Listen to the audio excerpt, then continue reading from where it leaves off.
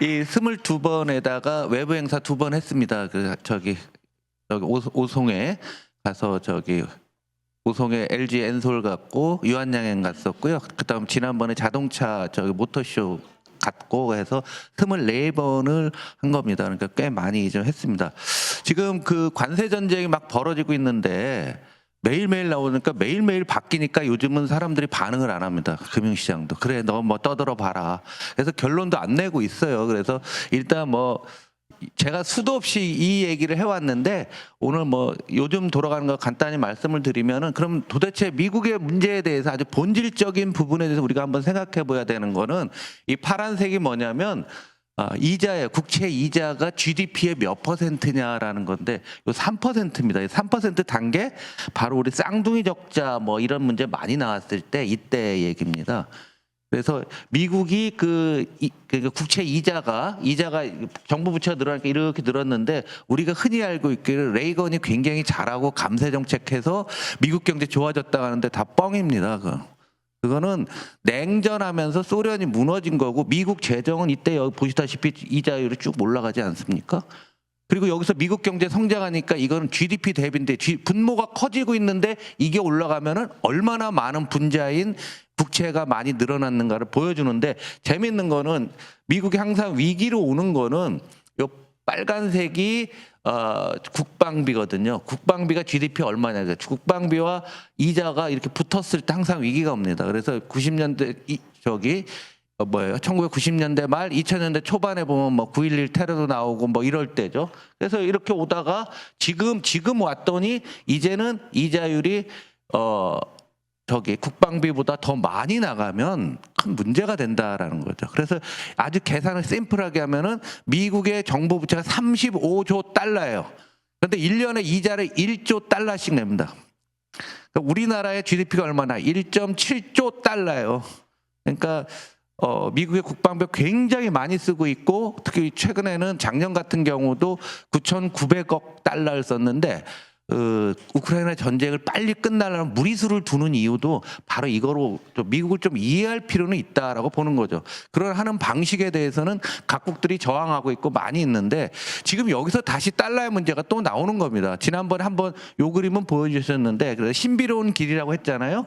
딴 나라들이 미국 이외에 미국의 공산품이나 원자재를 수출하면은 미국이 달러를 이제 다른 나라한테 주는 거예요. 이게 한국이라고 생각하면 우리나라가 반도체를 수출하면 달러로 받아서 이거를 다시 달러로 예금합니다. 중동은 100% 이러고 있어요. 통계로는 어디로 나오냐면 중동 애들은 돈 받아갖고 유럽에 예금하는 거로 나오는데 그 유럽 은행이 다시 미국 달러를 사는 거예요. 달러와 국채를. 이렇게 쿠션을 먹으면 그럼 달러 사면 미국에 돈이 다 모이는 거죠. 그럼 주가도 좋고 채권도 소화가 되고 그러면 그 돈으로 미국이 또 해외로 또 나가서 또 투자하는 이상한 시스템이죠, 이건. 그러니까 글로벌 임밸런스라도 글로벌 불균형이라는 용어를 쓰는데 그 불균형을 균형처럼 우리가 느껴져 온 거죠. 그래서 이거예요. 미국이 무역 수지 적자를 일으키나면은 외국인들이 미국의 주식이나 채권을 똑같이 아주 그냥 데칼코마니 같이 움직였던 거는 바로 그런 거죠. 이 뒷 배경에는 이게 있어요. 동맹국가들이 이걸 다 받아들여 준 거죠. 동맹국들이 미국과 미국 이외의 많은 동맹국들이 이게 이제 미국이 받아들여주고 그러다 보니까 미국은 글로벌 GDP에서 20% 넘어요. 글로벌 수출 비중이 10%밖에 안 되는데 이거 보시면 무역 송장 달러 전부 다 이걸 하고 있는 거예요. 이게 그래서 자기들은 편하게 우리가 쓰고 있었는데 미국 스스로 이 시스템을 거부를 하고 더 이상 유지하기 어려운 상태가 되니까 이렇게 이 동맹국들을 배제하겠다고 하니까 화가 나는 거죠. 그래서 이 협상을 처음부터 그랬잖아요. 우리 빨리 하면 안 된다. 시간을 질리하고 날짜도 정해놨잖아요. 바보잖아요. 7월까지 패키지를 한다고 해서 바보의 짓인 거죠. 약간 그렇습니다. 그러다 보니까 딴 나라 금융시장에서 미국 너 그런 거야? 한번 당해볼래? 그래서 이게 달러 가치는 뚝 떨어지고 달러 이외들은 다 가치가 올라가고 있어요. 빨간 게 한국입니다. 한국은 좀 덜 올랐죠. 그 이전부터 워낙 절하돼도 한국도 사실은 저 위로 가야 돼요. 그러다 보니까 이게 되게 웃긴 건데 CDS라고 하는 게 한번 말씀드렸던 것 같은데 쉽게 얘기하면 보험료라고 생각합니다. 미국에 투자하는 보험료다. 그러면은 56bp 0.5%만큼 해야 되는데 우리는 35밖에 안 내거든요. 그러면 글로벌 금융시장에서는 한국이 미국보다 안전하다는 거. 이게 높을수록 나쁜 나라예요. 이거 보시죠. 브라질, 멕시코, 헝가리, 베트남 다 있잖아요. 좋은 나라들은 다 여기가 있잖아요. 미국이 이런 상황까지 온 거죠. 그러니까 트럼프 대통령과 그 사람들도 정신 못 차리고 있다가 막 이런 거예요. 이런 상황에서 미국 경제가 굉장히 여러 군데서 나빠지고 있습니다. 뭐 다 나빠지는 거니까 시간 관계상 뭐한데 이게 굉장히 리얼한 얘기입니다. 더 많은 미국인이 공장에서 일한다면 미국은 좋아질 거냐 말까요? 당 80%. 오, 당연히 그렇지 뭐. 네? 당연히 그렇지. 그런데 네가 미국에 세운 공장에서 일할 거니 했더니 20%만 나 거기서 일할래. 이게 뭐냐? 미국 사람들은 제조업을 안 해봤거든요. 그래서 지난 금요일 날 여기 미국에 공장 있는 회사 사장하고서 그걸 무진장 먹었는데 야, 너 어떡하냐 그랬더니 공장을 천천히 진답니다. 그냥 천천히 짓고 그러면 거기 근로자도 열심히 하냐 했더니 돌아버리겠대요. 화가 나갖고. 이건 로봇도 이런 로봇이 없다는 거. 이거 시킨 것만 딱 하고 그냥 어슬렁 이것도 하다가 여기 좀 문제되면 또 같이 하고 이게 전혀 없다는 거예요. 그래서 제가 그 얘기 많이 했잖아요. TSMC가 미국에 반도체 공장을 지면서 대만에서 1000명을 데리고 갔거든요. 미국 애들이 못해서. 근데 TSMC 고민이 뭐냐면 1000명의 우수한 기술자들을 미국으로 데려갔더니 미국에서 얘들이 3년 지나면 영주권이 나요. 그러면 얘들이 TSMC에서 나와갖고서 딴 회사 들어가면 어떻게 하지? 이 고민들을 하고 있는 거예요. 미국 사람들이 패권 국가이기 때문에 게으르고 편하고 이런 거에만 익숙한 거지 실질적으로 일하는 거에 대해서 매우 부족하다는 얘기죠. 계속 나쁜 지표들이 뭐 굉장히 나오는데요. 부자 심리, 뭐 소득도 줄고 경기 침체율이 확 올라가고 요건 미국 정부가 보는 건데요. GDP 성장률이 내년도 올 4분기에 더 나쁘다는 얘기예요. 이번에 관세가 어떤 식으로든지 정리가 되고 지금은 사재기에서 좀 지금 1분기까지는 데이터가 좋지만 2분기, 3분기 이후에는 어떻게 될지 아무도 모르는 거죠. 그래서 이것이 정착이 돼갖고 만약에 보편 관세 10%를 하는 건데 10이건 20이건 간에 그것이 진행되면 내년 가면 더 나쁘다고 미국 정부는 보고 있는데 인플레는 올라간다는 얘기예요. 그래서 우리가 야당으로서 마지막 공분지 아닌지는 모르겠지만 우리가 잡는다 해서 미국의 정부도 이렇게 보고 있는데 우리가 이렇게 쉽게 이 부분을 너무 간단하게 생각해서는 안 된다는 거죠. 여기서 또 하나 중요한 관점은 지금 미국이 하는 것이 양극화를 극단적으로 심화시키고 있어요. 우리나라와 똑같은 상태입니다. 코로나 이후에 금리가 쫙 올라가니까 이자 비용이 너무 많이 들고 있는 겁니다. 우리나라도 마찬가지예요. 제가 수도 없이 말씀드렸잖아요. 2%대에서 4% 대출금리 오니까 우리나라 가계부채 2,000조만 따져도 2,000조에 2%면은 얼마입니까? 40조가 연간 계속 느는 거예요. 우리 추경 12조 한다고 하는데 이자 비용을 연간 40조씩 우리 국민들이 더 내고 있는 거예요. 기업까지 합치면 거의 100조의 이자 비용이 늘고 있는데 미국이 이렇게 되니까 없는 사람 더 어려운 거죠. 그리고 미국의 이제 각 대출적인데 특히 문제가 되는 게 학자금 대출이에요. 학자금 대출을 바이든 당시에 코로나 때문에 만기가 들어와도 이게 갚는 걸 유예해 줬는데요. 지금 이거를 다시 시행한다는 겁니다. 미국 정부도 지금 돈이 너무 없다 보니까 국가적으로 재정 운용 관리에 대해서 굉장히 어려운데 이걸 올 가을부터 다시 상환을 재개하게 되면은 젊은 사람들 파산이 엄청나게 증가할 겁니다. 우리나라도 코로나 때 학자금 대출이나 이런 거 금리 낮춰주고 뭐 이런 정책들을 썼는 건 미국 따라서 한 건데 미국이 바로 그런 상황이라는 얘기죠. 이거는 뭐냐면 나 이런 거죠. 나 신용카드 만들려고 하는데 되니? 하고 물어봤더니 안 돼. 거절 비율들 뭐 이런 것들이 계속 늘어나고 있고 신용카드 연체율도 보시면은 빠른 속도로 이제 시작인 거죠. 이제 시작이니까 올 가을 정도 되면 저게 쭉 올라갔을 때 미국 경제 어떻게 될 것인가 굉장히 심각하고 이런 모든 고민들을 하다 보니까 지금 트럼프 지지율이 53, 4%에서 지금 40% 중반대 39 그건 이제 예측 기관마다 틀려요. 그쪽도 여론조사 기관마다 틀려서 민주당 계열은 더 낮게 나오고 지난주에 말씀드렸잖아요. 공화당 지지자들은 경제에 대해서 바라보는 시각 차이가 극단적으로 보이는 게 지난주에 말씀드렸다시피 얘도 마찬가지라는 얘기죠. 이게 한국에는 어떤 영향을 주고 있냐면은요. 금리도 떨어지고 주가도 같이 떨어지는데 요새 이상한 현상이 있어요. 빨간색인데 외국인들이요, 우리나라 이 와중에 채권을 사요. 주식은 파는데 여기에 대한 해석들이 한국이 안전통화냐? 안전통화 아니잖아요, 우리나라. 그 이유는 한국이 일본형으로 가고 있다고 외국인들이 보는 거예요. 한국의 디플레이션을 타겟팅하고 있는 겁니다. 장기적으로 우리나라 10년물 금리가 2.6%도 안 돼. 10년 후까지 2.6이다. 그럼 물가가 한 1% 올라간다고 보면은 우리나라 성장률이 1%도 안 본다는 얘기잖아요. 근데 얘네가 이걸 사는 이유는 첫 번째로 보는 거는 한국의 디플레를 얘들은 일본형, 그러니까 90년대 초반에 일본과 한국이 유사한 게 아니냐라고 생각하는 거 있고요. 또 하나는 미국이 어차피 환율 전쟁을 하면 우리나라 돈이 절상이 될 거 아니에요. 그러면 지금 1,420원대에서 뭐 1,300원대 되면 달러당 120원 그냥 먹는 거잖아요. 두 가지를 같이 타겟팅하고 있는데 이 국채를 외국인이 많이 사는 게 그렇게 썩 바람직한 상황은 아니다라는 얘기다. 길게 보게 되면은.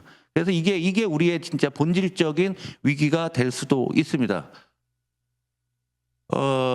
우리나라 경제 지난번에 우리 저기 1분기 성장률이 마이너스 0.2가 나왔잖아요. 그러니까 작년도 1분기 마이너스 1분기 0.2, 그다음 플러스 0.1 이번에 다시 마이너스 0.2가 된 거죠. 이런 상황들이 유지가 되니까 우리 거의 제로 성장하고 있다는 거. 1년간 경제가 움직이지 않았는데 그나마 위로 간 거는 오직 수출 하나였는데 수출도 꺾였고 그 수출의 본질은 계속 말씀드렸지만 반도체로. 그래서 반도체 가격 중에 이게 범용 반도체 가격, 여기서 꼬리를 이렇게 들고 있습니다. 조금씩은. 많이 가기는 어렵겠지만 반도체 가격이 어느 정도 오르고 있고요. 그러다 보니까 여러분들이 방문하셨던 하이닉스 이익을 보시면은 여기 7조 원 적자 내던 회사가 작년도 23조 원, 올해 36조 원 이렇게들 예상들 하고 있습니다. 근데 이 반대편에 있는 S사는 아니죠. 올해 6, 7조밖에 못 버는데 그나마 이게 좀 올라가고 있는 거고요. 이 반도체보다 7배 정도 비싼 게 HBM인데요. 그럼 하이닉스가 저렇게 돈을 버는데 뭘 갖고 버느냐? 다 HBM으로 거의 60% 가까이, 50% 이상 벌고 있는 거예요. 왜 그러냐? 이 와중에도 AI 데이터 센터 투자는 지속적으로 늘고 있다는 거죠. 정부가 이번에 그 추경안에서 GPU 이거 있죠, GPU를 만장을 한 데서 웃긴다라는 거죠. 여러 사람들한테 물어보니까 최소한 소버린에 정부가 하는 그 저기 데이터 센터 한 5만 장 정도로 있어야 된다는 거죠. 우리가 잘 아는 일론 머스크의 트위터가 지금 몇 장 갖고 있다고 했죠? 시험을 보야 되네 얘기했는데 100만 장 갖고 있어요. 한 회사가. 오픈 AI 35만 장 있어요. 우리가 AI 한다고 다 못해요. 우리가 특화된 거, 피지컬 AI라고 하는 응용 기술이라든가 뭔가 우리가 그걸 찾아서 해야 되고 할 수도 없고요. 너무 비싸요. 그리고 한 장에 네이버에 가서요. 네이버에 들어가셔서 GPU 이렇게 해서 가격 이렇게 치면은 4천만 원 이상 나오거든요. 한 장에. 여러분 살 수 있어요. 그래서 이 반도체가 만약에 꺾이는 순간이 되면 우리는 그냥 마이너스 갈 가능성이 상당히 크다라는 겁니다.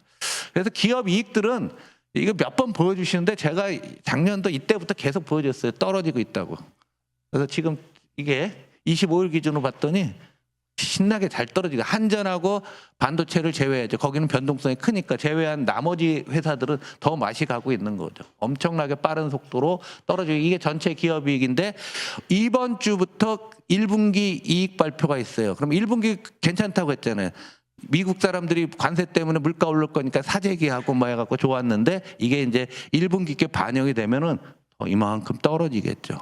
그렇지 않겠습니까? 떨어지는 걸 언제 하냐? 7월, 8월 되면은 이제 이게 확 떨어지고 해서 이번 선거 기간 중에 최악의 경제 데이터 기간에 합니다. 그래서 미국의 지표건 한국의 지표건 나쁘기 시작하면 5월 말 정도부터 아주 엄청나게 나쁜 지표들이 막 나올 게 뻔하잖아요, 지금. 이번 4월 수출도요, 4월 10일까지는 괜찮아요. 4월 10일 이후부터 대미 수출이 15% 줄었어요. 4월 10일부터 20일 사이에. 그러니까 이번 5월 1일 날 근로자의 날 수출 통계를 잘 보시는데 미국 수출이 얼마 늘었냐가 관건이고, 그래서 이 반도체가 그나마 반도체는 지금 관세를 안 받으니까 어떻게 됐냐 해서 반도체와 이 관세 효과가 기업 이익에 어떻게 먹히는가 한번 잘 보셔야 될 것 같습니다. 어 이제 한 달 이상 쉬는데요. 우리가 지금 정책들 많이 만드시는 분들 관여를 하고 있는데 우리가 살던 익숙한 세계에서 어쨌든 전환이 된 거죠. 바뀐 거죠. 뭐냐면 이게 굉장히 긴 데이터인데요. 2차 세계대전 이후 전 세계 GDP 대비 무역액 비중이 계속 늘었는데 지금은 이제 관세 때문에 줄고 있고요. 기업 이익도 여기 보시면 80년대부터 쭉 계속 늘었는데 기업 이익도 줄 수밖에 없는 거고요. 그다음에 금리가 여기 보시면은 2차 세계대전 이후부터 금리가 올랐다가 80년이에요. 1980년부터 떨어졌다가 더 이상 안 떨어지고 여기서 이렇게 많이 올라가지는 않을 거예요. 금리는. 그래서 옆으로 가건 뭘 하건 간에 이상 코로나 때 있었던 그런 저금리는 유지될 수가 없고 관세율은 보시다시피 이렇게 역사적으로 올라간 이 상황에서 세상이 바뀌어가고 있는 거고 다음 정부가 이 상황에 맞게 우리나라의 경제 구조를 바꿔야 되겠다라는 얘기죠. 그래서 큰 그림으로 우리 성장률을 다시 한번 여러분들이 보여주시면 1962년도 4월에 1차 경제개발 5개년 계획이 시작됐어요. 62년에. 그러니까 지금 63년 됐습니다. 62년생 있으시면은 62년생은 자기 인생이 한국 경제랑 똑같이 움직인 거죠. 그래서 우리나라가 94년 이때 1만 불을 넘었고요. 2004년에 2만 불을 넘었고 2014년에 3만 불을 넘고 지금 2014년이니까요. 지금 11년째고 어제 IMF에서 한국이 4만 불 되려면 2027년까지 기다려야 된다. 27일 거려? 뭔가? 29. 15년 걸린다는 거죠. 여러분들의 책임이 얼마나 막중한지가 보여주는 겁니다. 더군다나 이게 1% 라인인데 1% 밑에서 한 3, 4년 지나면 끝이에요. 그래서 여기서 왜 압도적으로 이겨야 되냐면 우리가 굉장히 과감한 정책을 쓰려면 지지율이 약해서는 안 되는 거예요. 그래서 이번에 압도적으로 이겨야 되는 가장 큰 이유는 우리가 이걸 들어 올리려면 얼마나 많은 또 반대 세력이 있겠습니까? 반대 세력도 있고 국민들을 설득해야 되고 세상을 바꾸려고 하면 압도적으로 이기지 않은 다음에는 그 지지율 없이는 굉장히 어려울 것 같다라는 얘기죠. 그러면서 오늘 주제도 되지만은 우리가 성장 중심으로 나아가는데 이것도 보여드렸던 건데요. 성장을 왜 하는데 분배 재원으로 쓰기 위해서 모든 사람이 지금 소비를 못 하잖아요. 여러분들이 우리 의원님들 만나시는 분들이 지역구 빼고서는 만나는 건 대한민국 상위 1%만 만나시잖아요. 지역구 가면 전원을 다 만나지만 그러다 이게 분배 문제 잘 모르지만 이게 이제 쉽게 얘기하면 포용 성장이 되는 거예요. 성장을 하면은 그 돈으로 분배를 하고 분배를 해서 많은 사람이 돈을 쓰면 다시 성장으로 이어지는 선순환 구조. 요겁니다. 다. 일본의 이시다 기시다 총리가 2021년에 얘기하고 그 이전에 아베도 이런 내용들을 했던 거죠. 그다음에 지금도 이것이 유지가 되고 있는 거예요. 성장과 분배. 이거 고등학교 책에 나오는 얘기입니다. 저희 학교 다닐 때 정치형제 책에 나왔어요. 이 내용들이 계속 빙빙빙빙 돌아가는 게 상황인데 이번 대선에서는 특별히 우리 국민들한테 이것을 좀 해줘야 될 것 같다라는 생각이 들고요. 여러분 사람 만나시면 뭐 경제 얘기들 많이 하실 텐데 이게 우리 경제는 내란 관세 이전에 무너진 겁니다. 그래서 한국은행 총재가 2주 전에 그 금통위에서 이랬잖아요. 갑자기 터널로 확 들어간 느낌이다. 그래서 제가 그 최고의 메시지에서 뻥치지 마라. 3년 전에 터널로 들어갔는데 내란으로 금이 가서 막 쏟아지려고 하는데 관세정제에서 꽉 막혀갖고 그 안에 있는 사람들 질식 상태다. 우리 경제는 그렇게 표시해야 된다는 거예요. 그래서 이걸 뭐 지금 보수 언론이나 지금 국힘 사람들은 이게 뭐 전부 뭐 관세전쟁 핑계만 대요. 그 이전에는 코로나 얘기를 한마디도 안 한다고 제가 여러 번 말씀을 드렸잖아요. 코로나라는 역사적인 사건을 입에 올리지도 않잖아요. 그래서 맨날 전 정부 탓하는데 전 정부 때 뭐가 있는데 코로나 있었잖아. 역사상 전 지구인이 70억 명이 나 죽을지 몰라라고 생각하면서 우리가 나가지도 못해서 그거 한마디도 안 했잖아요. 그런데 이번에도 또 마찬가지로 다 미국 때문에 그렇다라고 해서 이러고 있는데 그렇지 않아요. 구조적으로 맛이 간 거고요. 뭐 이렇게 하시면 될 것 같고 그래서 이거는 다시 한번 말씀을 드리는데 우리가 성장 노선 우파로 간다고 했을 때 우리 당에서 정한 원칙입니다. 그래서 다시 한번 여러분들 말씀은 경제와 민생의 최우선의 방점을 두고 문제 해결을 해서 보수 진보 정책 구분을 유연하게 적용하고 대화와 타협을 통한 합리적 방향을 모색한다. 이 부분은 여러분들이 말씀하시고 어디서 연설하시건 뭐 하실 때 꼭 이 말씀들을 해주시면은 우리 국민들의 마음도 야 이거 이대로는 안 되니까 우리가 해야 되겠다 이런 생각들을 하실 거로 생각됩니다. 제 얘기는 여기서 마치고요. 뒤에 이어서 아마 우리 성경 총장님 그 이전에 경인사연 이사장님도 하시고 포용성장, 혁신성장 이런 논리나 이런 부분들을 거기서 개발하신 분이거든요. 그래서 우리 당에서도 많은 도움을 주시는 우리 진짜 교장 선생님 같으신 분이라서 마지막으로 모셨습니다. 제 강의를 여기서 마치고요. 우리 성경영 지금 상지대 총장님 모시겠습니다. 감사합니다.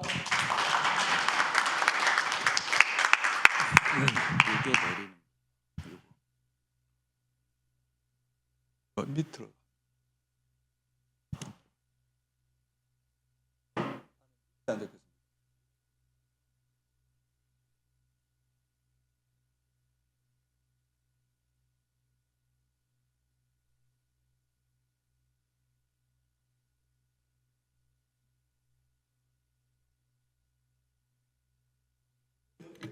저기 모니터 앞에 보여요?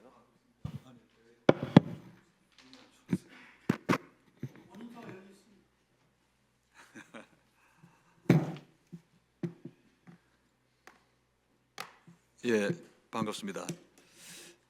저는 그 문재인 정부 시기에 경제문사 연구회 이사장으로 있다가 작년에 상지대로 갔습니다.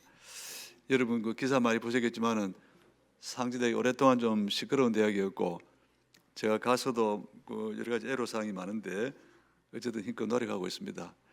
제가 저 총장 되고 나서 문재인 대통령 전화를 드렸더니 그 아주 힘든 대학인데 잘 좀 해보라고, 또 거기는 민주대학이니까 우리가 늘 마음 든든하게 생각하는 대학이고 그래서 절대로 흔들리지 말고 제대로 한번 키워보라고 제가 그런 격려를 받았습니다. 오늘 저는 그 경제는 민주당 이런 구호를 몰랐는데 지금 이 민주당이 지금 지향하고 있는 큰 어떤 방향을 그렇게 잡은 것이 정말 잘 됐다고 생각합니다. 요거는 제가 작년에 그 사이즈에서 그 이제 민주정부에 대한 실적을 한번 정리를 해보자 그런 취지로 해서 제가 이제 3개 민주정부가 경제정책, 사회정책의 실적이 어떠한가를 정리한 내용이 있는데 그걸 잠깐 좀 공유를 먼저 하겠습니다. 요거는 제가 그냥 이렇게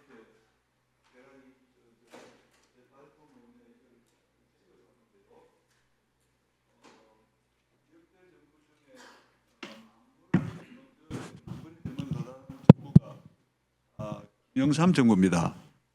김영삼 정부가 OECD 이제 가입하느라고 매우 좀 무리하게 해서 1996년에 1차 도달했다가 97년에 IMF 때문에 다 무너지고 그거를 다시 역전해서 만불대로 회복한 정부가 김대중 정부입니다. 2002년에 13,000불 돌파했고요. 2만 불대를 돌파한 최초의 정부는 노무현 정부입니다. 2007년 연말에 2만 4천 불을 돌파했고요. 3만 불대를 맨 먼저 돌파한 정부는 문재인 정부입니다. 2017년에 3만 1,000불, 2021년에 3만 5천 불 이렇게 별표를 다 표시했습니다. 역대 모든 보수 정부는 다 무너뜨리고 망가지게 만들었고 그걸 다시 세우고 만불, 2만 불, 3만 불 고지에 제일 먼저 도달한 정부는 민주정부다. 저는 그런 걸 우리가 분명히 알고 자부심을 가질 필요가 있다고 생각합니다.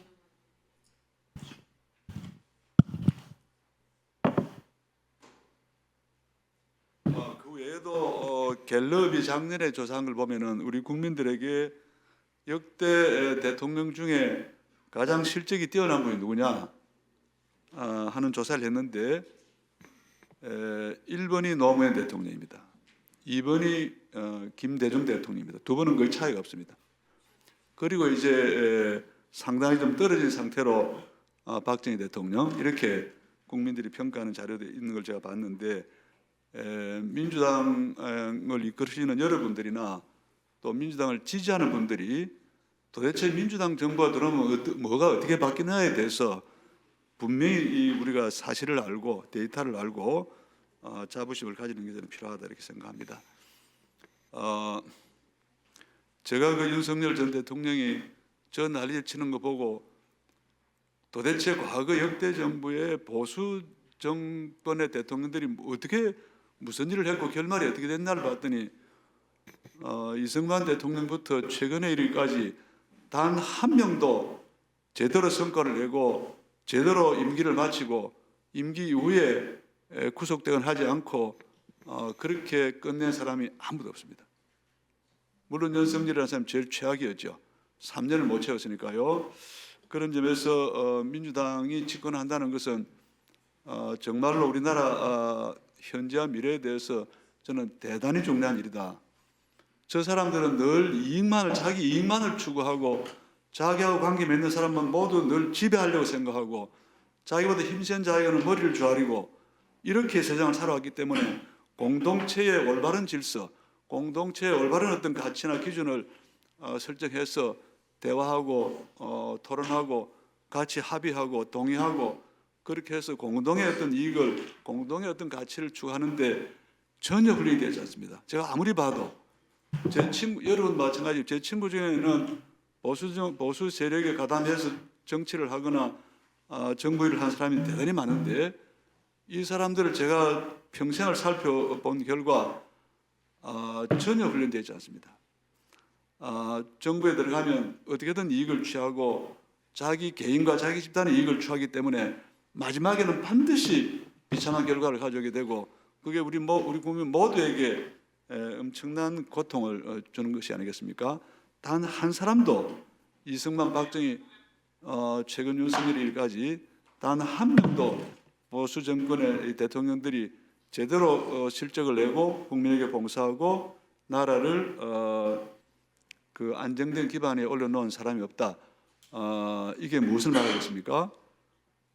거기에 비해서 민주당 정부는 물론 뭐 소득이 어떤 유일한 기준은 아닙니다만은 10,000불, 20,000불, 30,000불 차근차근 그렇게 실적을 쌓았고 그 국민들에게 경제적 기반이 되고 복지가 되고 저는 그렇다 생각합니다. 지금 이제 제4기 민주정부에 우리가 탄생을 앞두고 있는데 여러분이 일선에서 제일 고생 많이 하시는데요. 제가 그 탄핵 계엄 사태 또 탄핵 시기 전체를 저는 별로 힘을 보태지 못하고 저기 원주에서 이 대학 살리느라 하고 이렇게 고전할 때 여러분들은 민주당이 중심이 돼서 그 전체 과정을 제대로 판단하고 또 상황을 관리하는 걸 보고 우리 사회에서 가장 잘 결집되고 가장 잘 준비된 분들이 정확하게 판단하고 탁월한 판단과 어떤 그 대응으로 이 국면을 잘 이끌고 계신다는 생각을 제가 하게 됐고 어쨌든 늘 마음으로 여러분 그 하시는 일에 대해서 동의하고 또 지지합니다. 잘 해내시고 반드시 4기 민주정부를 탄생시켜서 지금 국민들이 너무나 어려운 상태인데 꼭 우리 국민들의 생활이 좀 개선될 수 있게 좀 그런 변화를 기대하겠습니다. 오늘은 이제 대한민국의 새로운 미래를 어떻게 설정할 것인가 하는 데 대해서 말씀드리겠습니다. 윤석열 전 대통령이 가공적인 상황을 생각하고 혹은 자기가 그 가공적인 상황을 인위적으로 만들어서 국가 비상사태를 선언하려는 어처구니 없는 그런 짓을 하다가 이렇게 비참한 결말을 맞이하게 됐는데 저는 그것은 국가 비상사태가 아니고 오늘 제가 드리는 말씀이 이것이 진정한 국가 비상사태다 저는 그렇게 생각합니다. 왜 이렇게 되었는가? 대안이 무엇인가?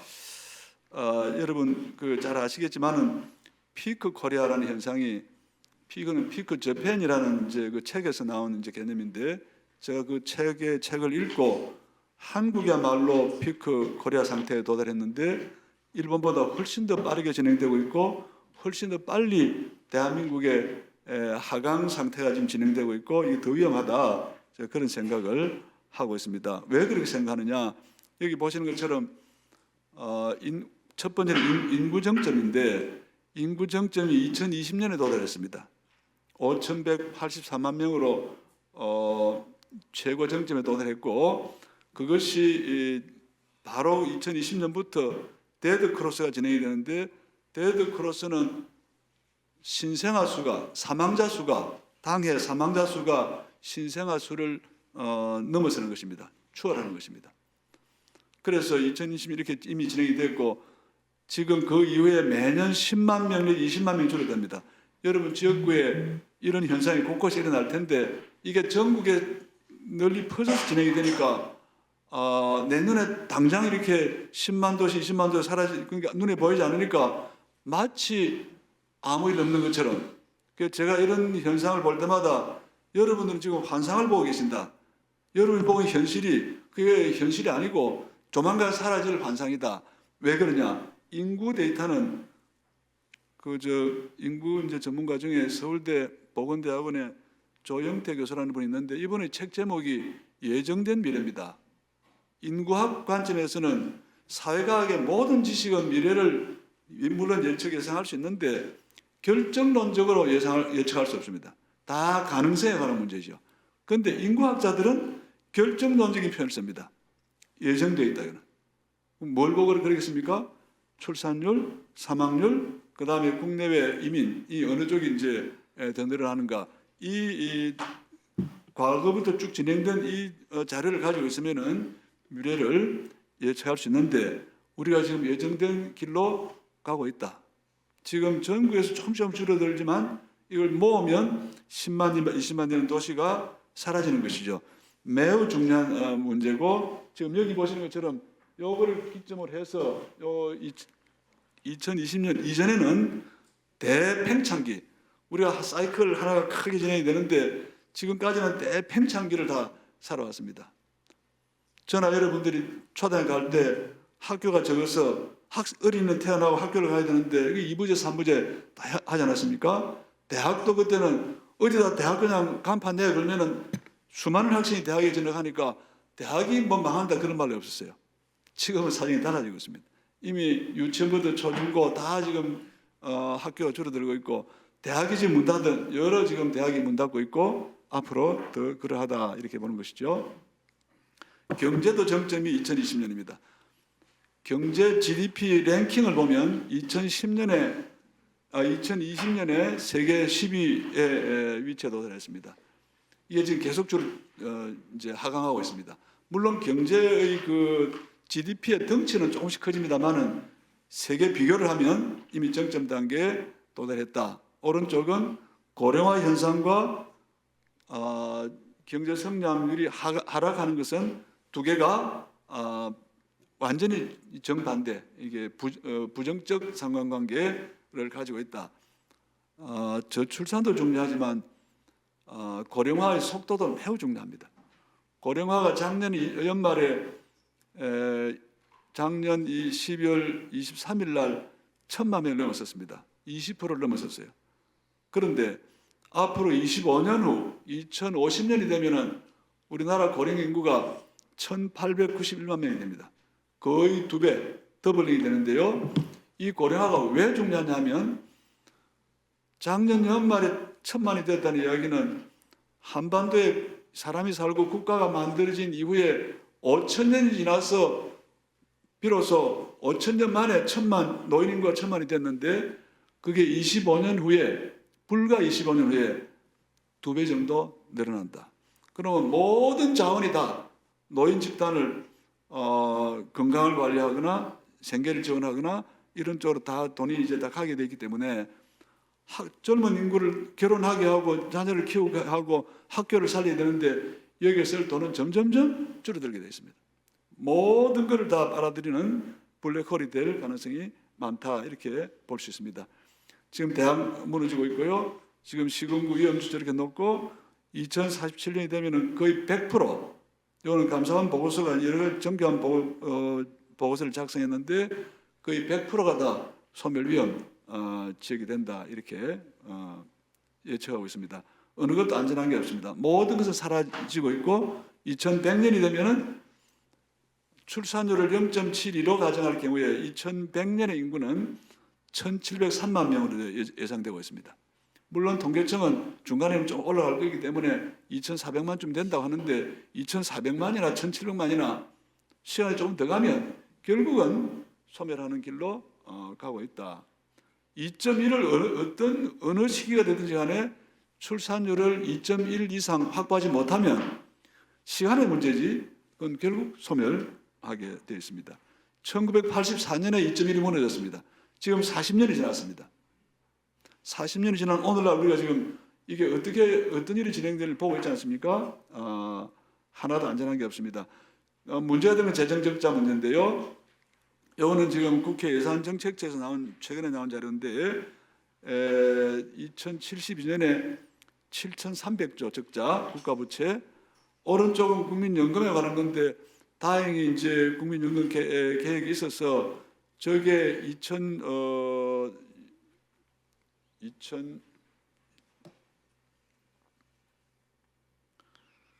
64년까지 이제 고갈이 지연된다고 합니다만은 그 이후에 계속 마이너스 상태가 진행이 되니까 국민연금 적자 누적분이 1경 7천조, 그러니까 아무것도 안전한 게 없고 모든 것은 무너져 내게 돼 있고 이미 지금 군대를 채우지 못해서 50만이 지금 무너졌고요. 앞으로 빠른 속도로 세금 낼 사람도 없고 생산할 사람도 없고 하나도 안전하지 않다 이렇게 볼 수 있는 거죠. 그래서 종합한다면은 현재 지금 진행되는 모든 일들이 진정한 의미의 국가 비상사태다. 저는 그렇게 판단하고 축소사회, 우리 홍성국 의원님 책에는 이제 수축사회로 되어 있는데 수축사회, 축소사회가 진행이 되고 있고요. 그 다음에 축소경제가 지금 매우 아까 여러 지표가 나왔는데 저는 요 몇 년 사이가 매우 위태로운 상태다 그렇게 봅니다. 특히 지금 부동산이 거의 다 죽어 있는데 제가 이 부동산을 보고 있으면 이게 일본의 잃어버린 30년 할 때 처음에는 주식시장이 무너졌지만 다음에 장기간 부동산이 이 디플레이션 상태에 들어가는데 우리가 지금 그 초입에 있는 게 아닌가, 부동산이 회복될 수 있는 가능성이 과연 있는가, 여러 가지 우리가 질문할 수 있는데요. 저는 어려울 수 있다 그렇게 생각합니다. 왜 이렇게 됐는가? 여러 가지 이제 요인이 있는데 제가 볼 때는 만병의 근원이 박정희 대통령 시절부터 선성장 후 분배를 외쳤습니다. 제가 그 시절에 제가 73학번인데 그 시절에 대학을 다니면서 가는 데마다 선성장 후 분배, 그때도 성장하고 복지에 대한 논쟁을 했는데 아무도 선성장 후 분배를 잘못됐다라고 말하는 사람이 없었습니다. 2002년에 노무현 대통령이 당선되고 나서 2003년 1월 2월에 인수위를 하는데 그때 인수위에 이정우 교수님, 그 정책실장 하던 이정우 교수님이 계신데 이분이 경제분과 1분과 위원장을 했기 때문에 그러면 이제 내부 토론도 하고 밖에 기자들 인터뷰 같은 거 하게 되는데 빨리 한국은 성장과 분배의 선순환 구조로 가야 됩니다라고 주장했어요. 이거를 이 기성 언론들이 이게 사회주의자라고 노무현 당선자를 그렇게 욕을 하고 싶은데 1차 타겟을 이정우 위원을 선정해서 그분의 주장을 이게 사회주의자라고 그렇게 몰아붙였습니다. 아까 우리 홍성국 의원님 그때 같으면 그 사회주의를 몰릴 뻔했어요. 세상의 생산 과정이 성장과 분배가 돌아가는 것이지 어느 하나를 잘라서 생산, 소비, 그 다음에 마지막에 분배, 이게 다시 또 생산해서 순환이 중단되면은 그 병든 사회인데 우리나라는 모든 기업인하고 지식인들, 언론인들이 그때 성장 분배 선순환을 사회주의로 몰아붙였습니다. 저는 아직도 주류들 생각이 바뀌지 않았다고 생각합니다. 분배 없는 성장이 있을 수가 없습니다. 우리는 이 분배와 복지에 너무나 그동안 장기간 이거를 제대로 못했기 때문에 지금 이 고통을 겪고 있다. 저는 그렇게 봅니다. 그래서 제가 볼 때는 그래서 경제 우위의 사회가 되고 사회는 뒤로 밀어도 되고 환경은 더 밀어도 되고 그 결과가 뭐겠습니까? 그 결과가 젊은 사람이 결혼 못하니까 특히 1997년 외환위기가 오면서 고용이 줄어들고 고용의 질이 악화되고 비정규직 늘어나니까 젊은 사람들이 바보가 아니지 않습니까? 내가 결혼할 수 있는가? 자녀를 키울 수 있는가? 집을 살 수 있는가? 내 노후는 보장이 되는가? 이런 오만 가지 불안과 두려움 때문에 사회가 그거를 국가가 그런 보장 체계를 갖추지 못하기 때문에 결혼하지 않는 거죠. 결혼에 애 안 낳는 거죠. 애를 낳아도 한 명 이상 절대 안 낳는 거죠. 그것이 오늘날 우리가 겪고 있는 0.72, 작년에 0.75의 비극인데 0.75, 0.75 되면 많이 좋아졌습니까? 이게 무슨 자랑거리입니까, 이게? 2.1에 도달하지 않는 어떤 출산율도 의미가 없습니다. 그거는 반드시 시간이 가면 반드시 소멸로 간다, 이렇게 볼 수 있고요. 그래서 저는 이제 이 성장주의 헤게모니라고 부르는 현상인데, 성장주의 헤게모니에서 저는 민주당이 빨리 깨어나야 된다고 생각합니다.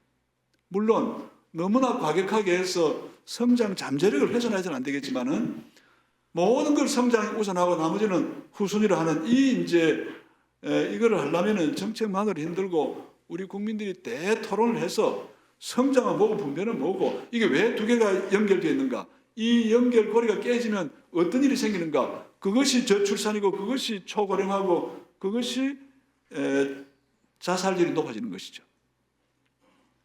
영국의 대처가 1979년에 집권하면서 이 세상에 사회라는 것은 없다, 이렇게 주장했습니다. There is no such thing as society. 세상에 사회 같은 건 없다. 오직 마켓과 패밀리가 있을 뿐이다. 신자유주의자의 그 신조가 그런 것인데 다 그런 주장을 기다리는 사람이 열광했죠. 그런데 사회가 없으면 어떻게 되겠습니까? 사회는 사람으로 구성되고 핵심이 인구고, 인구가 줄어들면 시장이 줄어드는 것이죠. 투자할 데가 없다는 걸 말하는 것이죠. 한국이 이 상황에서 오랫동안 버틴 것은, 한국은 수출 수입 경제, 수출 수입 비율이 GDP의 대개 80% 이상, MB 때는 100%가 넘었습니다. 그러니까 우리는 자본 축적 이 순환 과정, 이 서킷이 해외 부분에 엄청나게 연결되어 있기 때문에 국내 내수 시장이 제대로 안 돌아가도 기업은 돌아갑니다.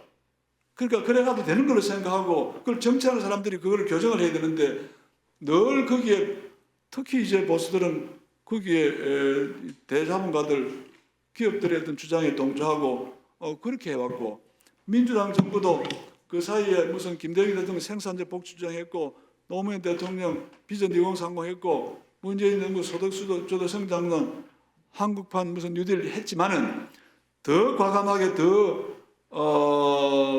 큰 임팩트를 가지고 이걸 해야 돼.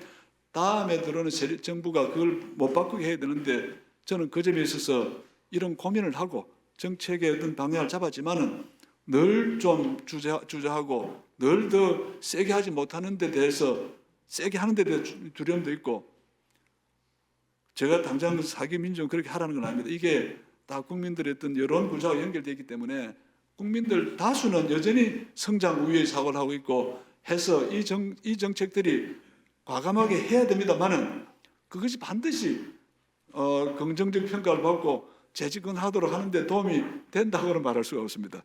그러니까 우리 고민이 여기 있는데, 그러나 길게 생각하고 이번에 요만큼 갔다 하면 더 간다, 이렇게 해서 정권을 더 연장하면 이어나가면서 반드시 이 잘못된 성장주의 헤게모니를 깨지 않으면은 저는 이 나라 장래 없다고. 왜냐하면 우리가 보고 있지 않습니까? 인구가 무너지는 걸 보고 확인할 수 있다고 생각합니다. 그 다음에 이거는 뭐 제가 세부적으로 설명한 거니까 보시고요.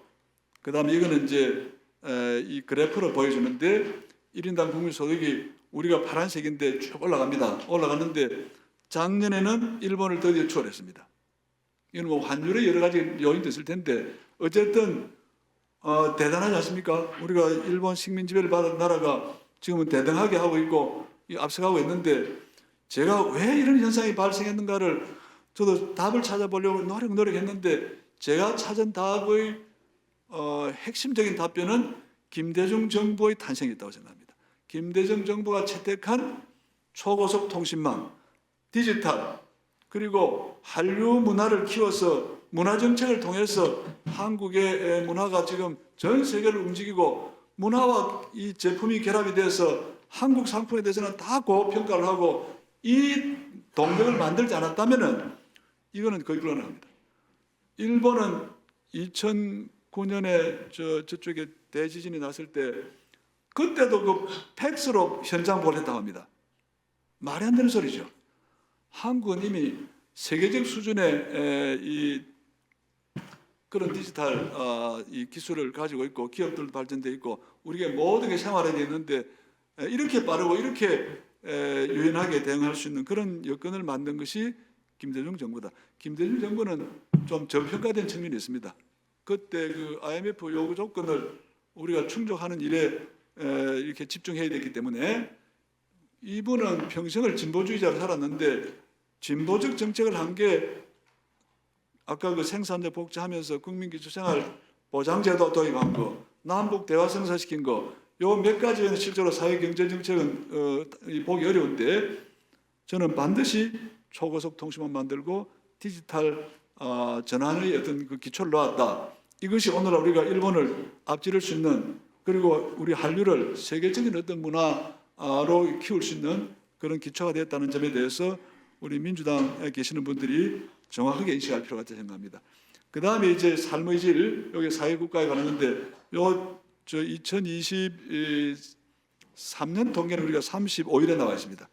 요 중간방, OECD는 제하위권이고, 다른 나라 포함하더라도 경제원을 훨씬 못 미친다는 것이고, 그 다음에 이제 환경 성과, ACES는 특히 기후변화에 대해서 이제 이 성과를 보는 건데, 이게 세계 64위 이렇게 되어 있습니다. 그러니까 경제, 사회, 환경이 이렇게 불균형하게 돼 있다. 그 다음에 이제 에스모글루하고 로빈슨의 국가는 왜 실패하는가? 작년에 노벨상 받았죠. 이분들의 시각을 도입하면은 정치 제도가 약탈적이냐, 혹은 배제적이냐, 포용적이냐, 경제 제도가 배제적이냐, 포용적이냐를 따지고 보면 한국은 A의 위치, 저게 이제 군주제나 그 식민지배 받는 것이고, 그 다음에 경제는 수탈적으로 배제적으로 하는 것인데, 한국은 저게 A에서 C로 갔다 C. 이 C는 독재 정치를 했지만은 자본주의 경제를 해서 북한하고는 달리 포용적인 경제 제도를 도입했기 때문에 엄청난 성장을 했다라는 것이 에스모글루의 주장입니다. 국가는 왜 실패하는가에 보면은 거기에 남북한 비교를 하고 있는데 그게 C이고, 그 다음에 D로 간다는 것은 민주화 과정을 거쳐서 정치 제도가 포용적이 됐다, 이렇게 된 것입니다. 그런데 D로 간 것은 사실인데 지난 한 87년부터 한 40년간 이제 민주정부를 운영하다 보니 그 사이에 경제 영역은 대기업의 어떤 그 독과점이나 저 불평등이 점점 더 심해지고, 또 민주주의 제도는 이게 이제 소위 형식적 민주주의라는 건데, 우리나라의 민주주의가 가지고 있는 제도의 특징이 이게 이제 대통령제, 양당제, 다수결제, 이런 제도적 특징들이 대단히 성자 독식을 조장하는 그런 제도라고 알려져 있습니다. 이 두 가지가 결합되니까 이게 서서히 이의 과정으로 경제 제도의 어떤 포용성이 줄어들고 정치 제도의 포용성이 줄어드는 이의 상태로 역행하는 것이 아닌가, 저는 그렇게 판단하고, 이 위치를 바꾸지 않는 한 앞으로 불평등 더 심해질 것이고 정치적인 대결도 더 심해질 것이고, 우리가 그 끝판을 본 것입니다. 이번에 계엄 사태와 탄핵이라는 것은 우리나라가 지금 이렇게 역행할 때 뒤에 나옵니다마는 윤석열 정부가 한 정책 중에 매우 중요한 정책이 출발하자마자 감세 정책을 한 것입니다.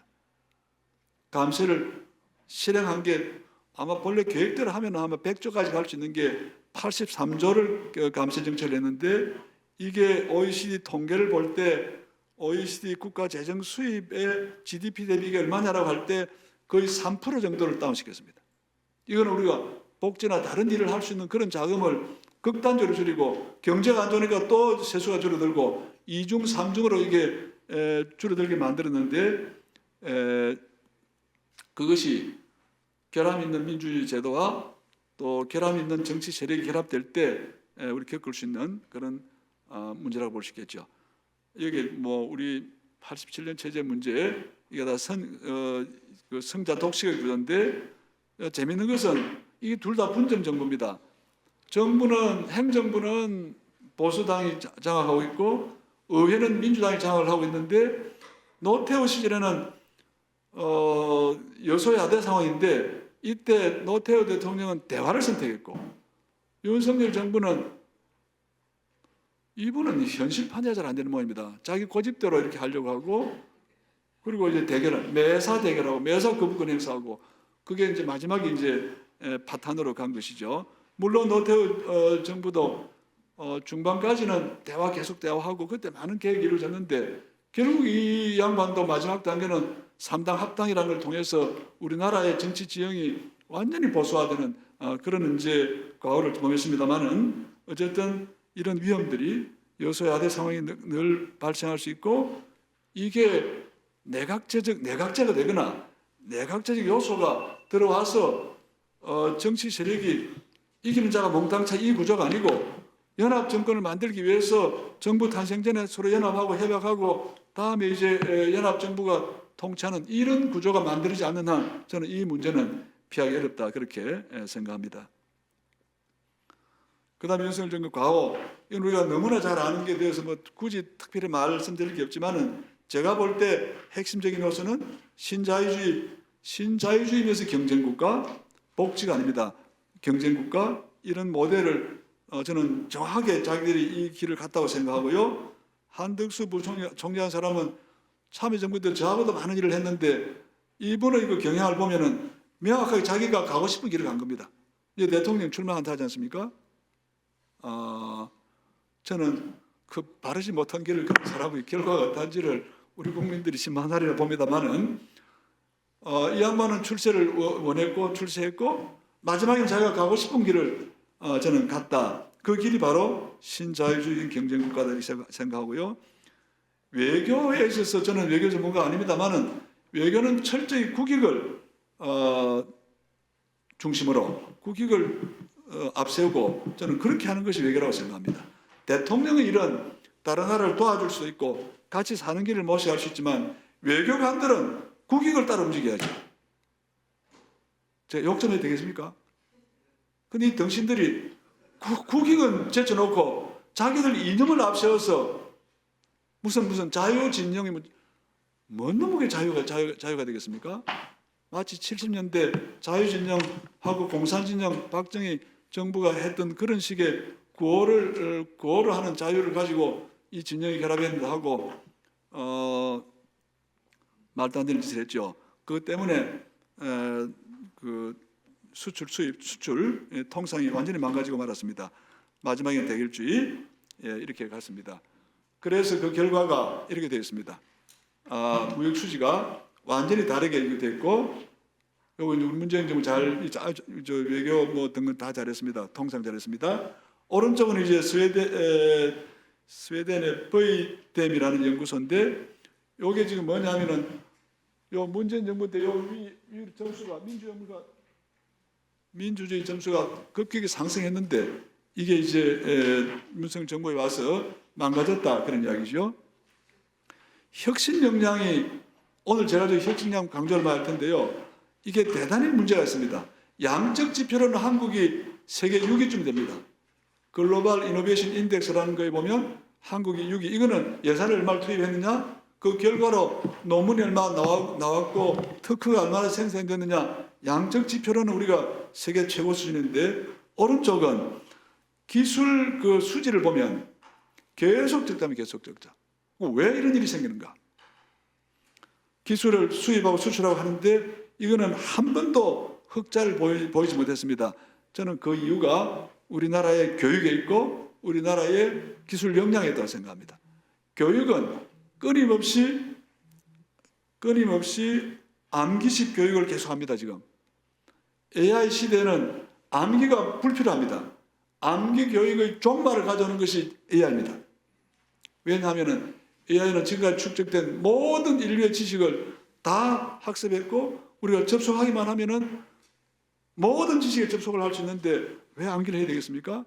암기가 반복되고 있습니다. 그 다음에 기술 혁신은 계속 원천 기술을 새로 개발해서 세상에 존재하지 않는 것을 내놓을 능력이 없고 계속해서 다른 거 모방하고 조금씩 개선하고 그것이 오늘날 우리 현실이다. 종합 이렇게 한번 보시고요.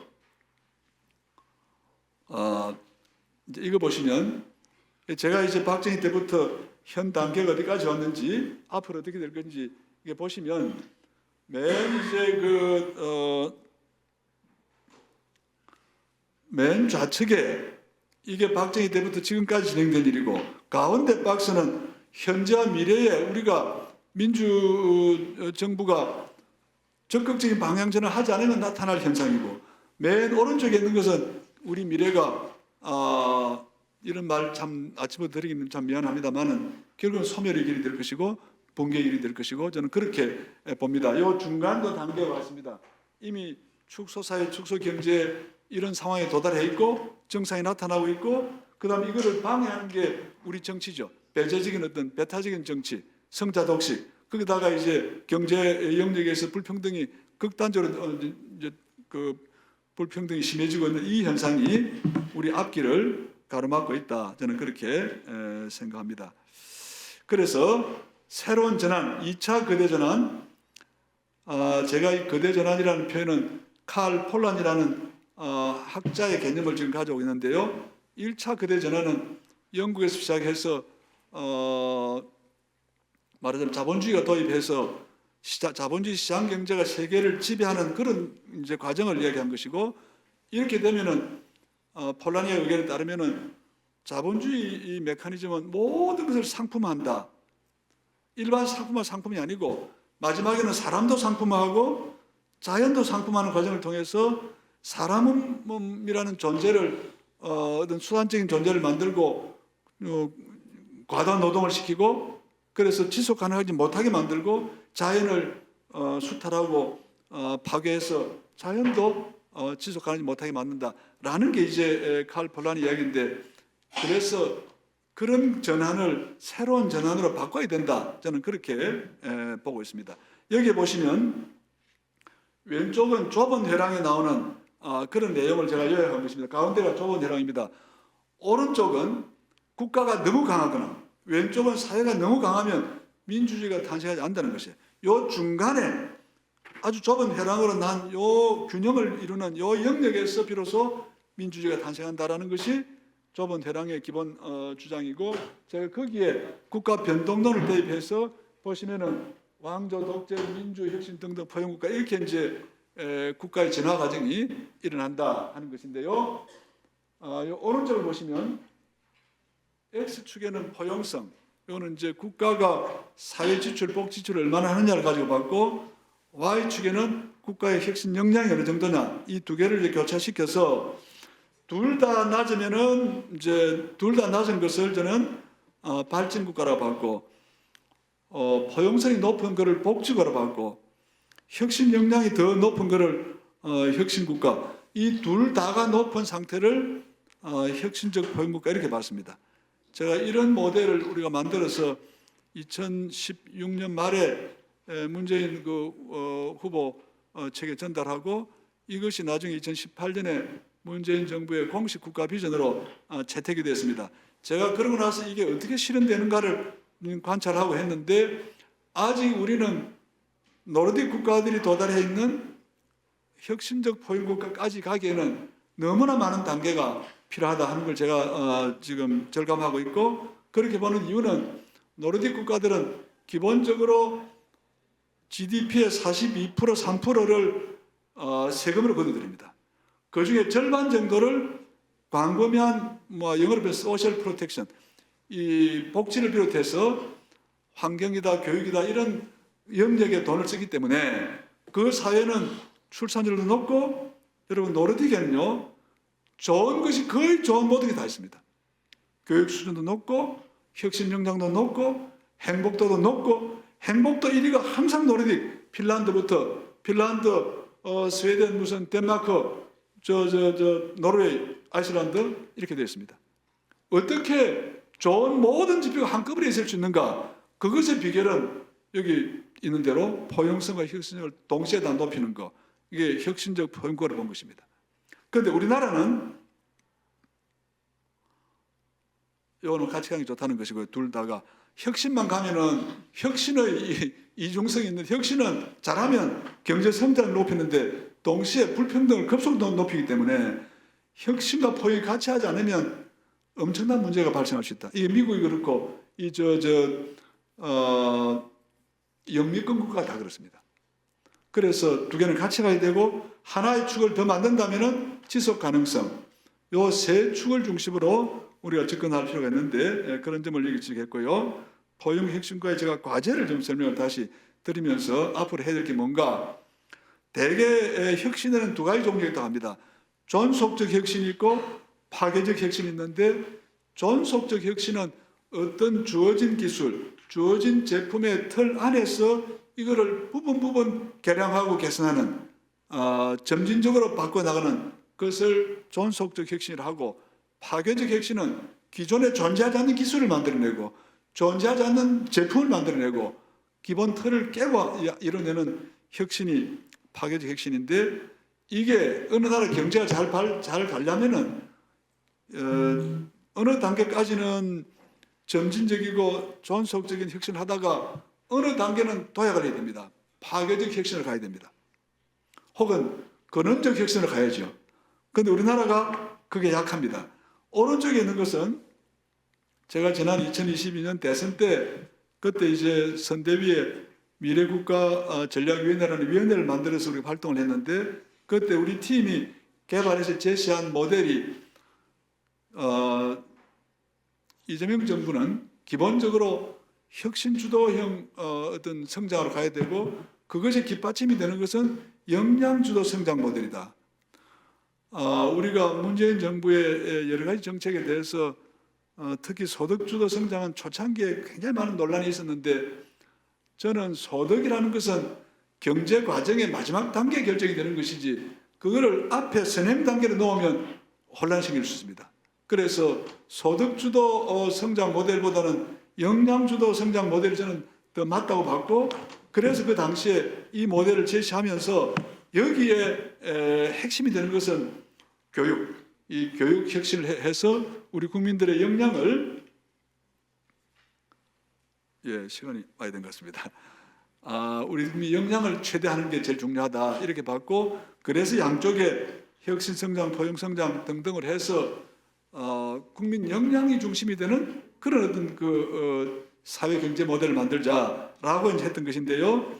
제가 그때 왜 이런 주장을 했는지를 설명을 드리겠습니다. 이 좌측은 우리나라의 제조업의 구조, 제조업의 포트폴리오를 보여주고 있고 오른쪽은 10대 수출 부문의 포트폴리오를 보여주고 있는데 여러분 이거 보시면요.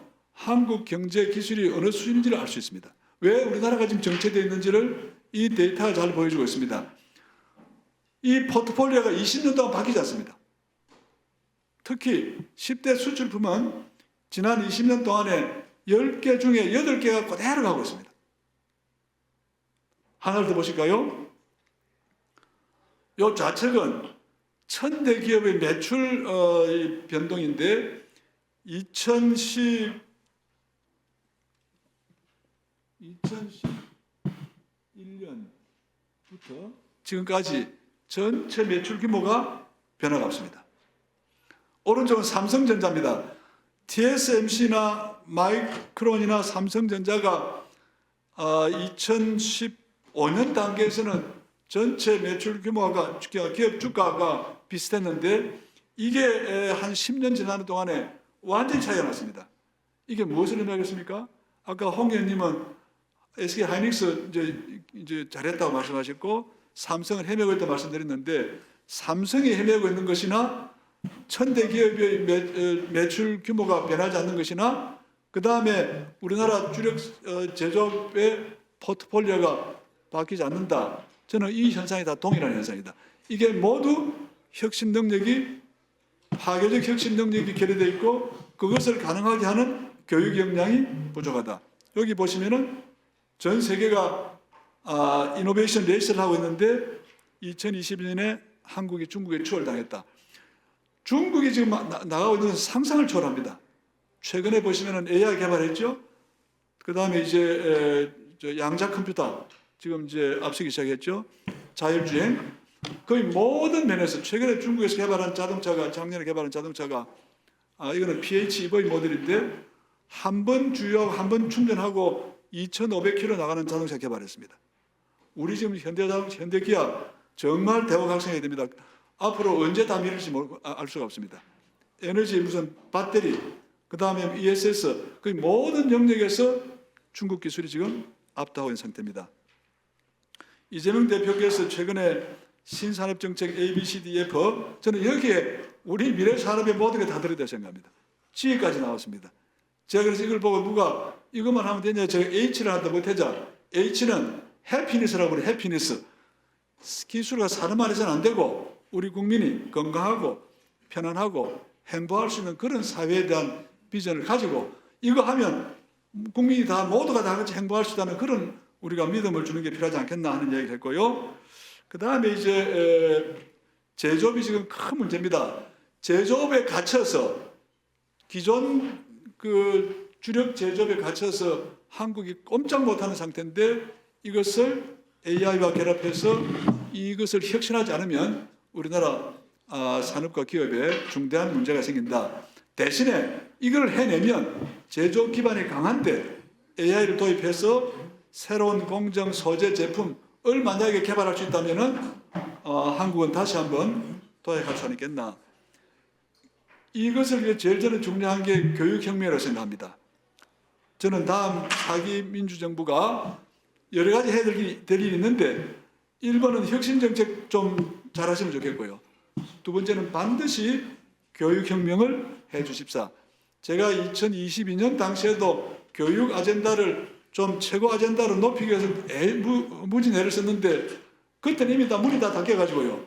아무도 듣는 사람이 없고 이거 토론할 수가 없어요.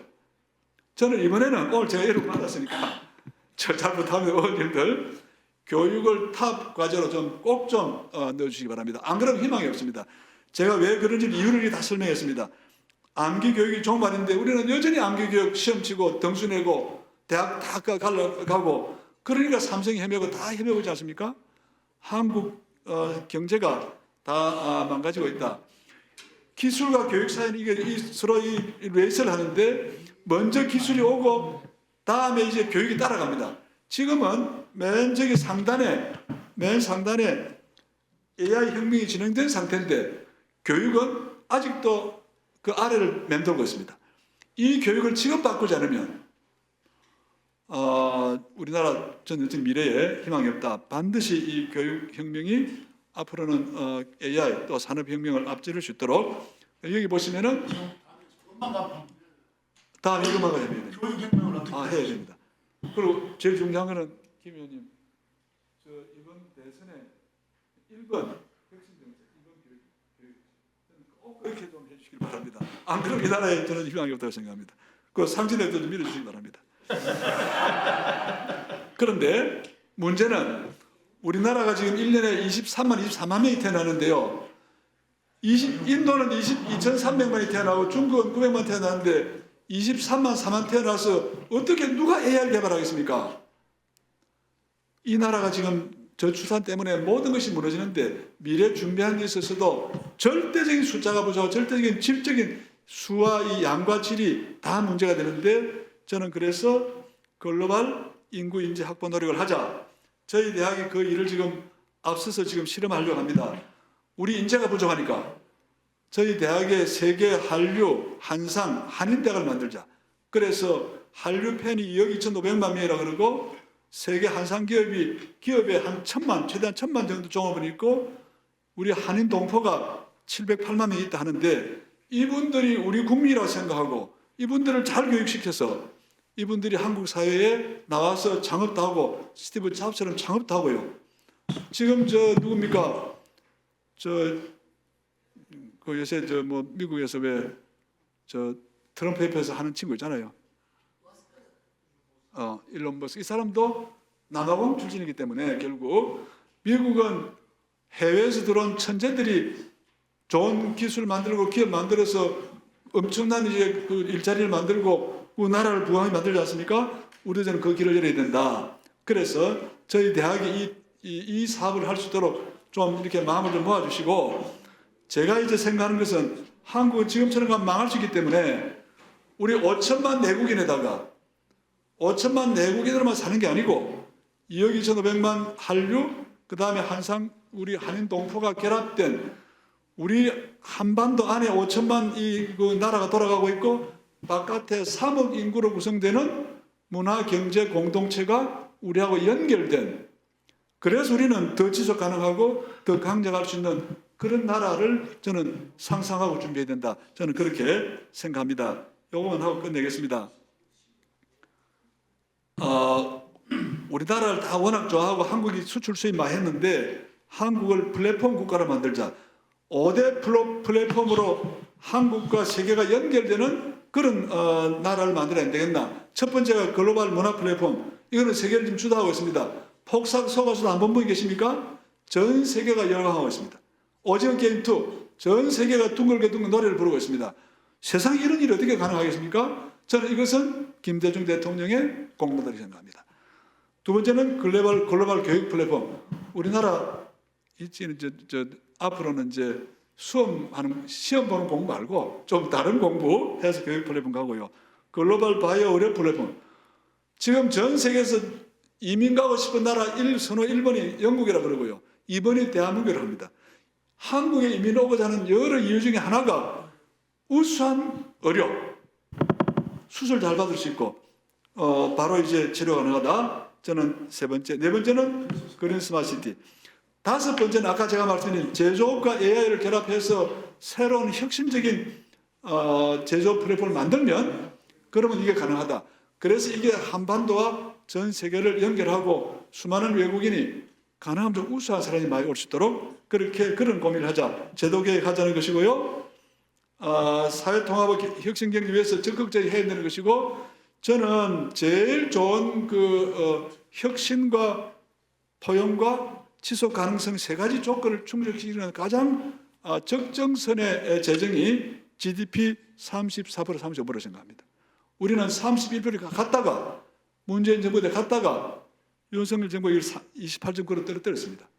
이거 일단 회복하고 점진적으로 한꺼번에 가면 또 저항이 있으니까 점진적으로 34, 5까지 가자. 공정과 혁신의 길을 모색을 해야 되는데 할 일이 많습니다. 제가 뭐 꼭 말씀드릴 것은 집권을 해야 될 게 정의를 실현할 일이 있는데 고민이 있습니다. 어디까지 정의를 실현하고 어디까지를 언제부터 포용할 것인가. 이 경계가 매우 어려운 문제라고 생각합니다. 진보의 길을 가더라도 진보와 보수가 공유할 수 있는 가치를 잘 살려내자. 이것과 정의 실현이 저는 같이 가야 되지 않겠나. 그래야만 저항을 좀 더 줄일 수 있고 더 우리가 장기로 지속 가능한 그런 정부 운영을 할 수 있다. 공존의 길을 모셔가는데 저는 오늘 말씀드린 포용적 혁신과 모델이 굉장히 중요한 어떤 중심 개념이 될 수 있겠다. 혁신의 길을 우리가 모셔야 되는데 여기 제가 좁은 회랑 델리킷 밸런스라는 이 용어를 썼는데 이 용어의 뜻을 한번 여러분 좀 두고도 고민해 보시고요. 참여정부 때 4대 개혁입법이라는 걸 했는데 이 4대 개혁입법을 하면서 너무나 많은 저항을 받고 너무나 많은 정치 에너지를 소진해서 그 뒤에 해야 될 일을 하는데 엄청난 저는 역작이 있어서 생각합니다. 계획을 해야 되는데 우리 역량 5년이라는 시간이 짧아요. 저는 그때 국가경영발 정치하면서도 고생을 굉장히 했는데요. 비전 2030 실현 빨리 못한 게 저는 천천히 하려는데 생각하고 그런 것을 염두에 두고 이 매우 미묘한 균형, 그 다음에 이 좁은 혈안으로 극우 세력이나 이 반대 세력이 이 좁은 틀을 빠져나가지 않게 이 길을 같이 걸어가면서 계획에 도달하는 또 5년 정부로 다 되지 않으면 다음 5년 민주정부를 더해서 10년 정도 최소한 준비해서 갈 수 있도록 저는 그런 고민을 해 주십사 이렇게 부탁드리고 밖에서 응원만 해야겠습니다. 감사합니다.